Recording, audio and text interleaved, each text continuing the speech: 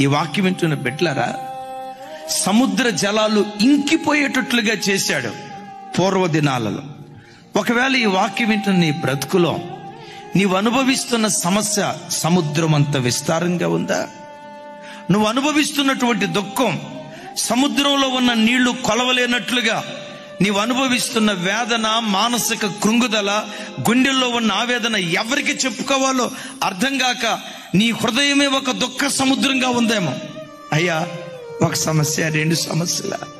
సముద్రం ఎంత విస్తారంగా ఉంటుందో విస్తారమైన సమస్యలు నా చుట్టూతా ఆవరించేయ్యా, ఇదయ్యా నా పరిస్థితి అని ఒకవేళ ఎవరైనా కృంగిని స్థితిలో ఉంటే, పురాతన కాలాలలో యెహోవా బాహువు లేచినట్లుగా నీ విషయంలో లేస్తే సముద్రం లాంటి విస్తారమైన సమస్యలు కూడా క్షణంలో ఇంకిపోయేటట్లుగా దేవుడు కార్యం చేస్తాడు. నువ్వు చూస్తూ ఉండగానే, నీ కళ్ళు చూస్తూ ఉండగానే ఆ దుఃఖ సముద్రాన్ని దేవుడు దాటింప చేయునుగాక.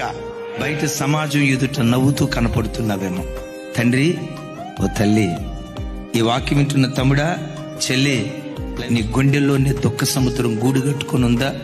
యేసు నామం పేరిట రాగల నెలలో దుఃఖ సముద్రాన్ని దేవుడు దాటించబోతున్నాడు. దుఃఖము, నిట్టూర్పు ఎగిరిపోయేటట్లుగా దేవుడు కార్యం చేయబోతున్నాడు.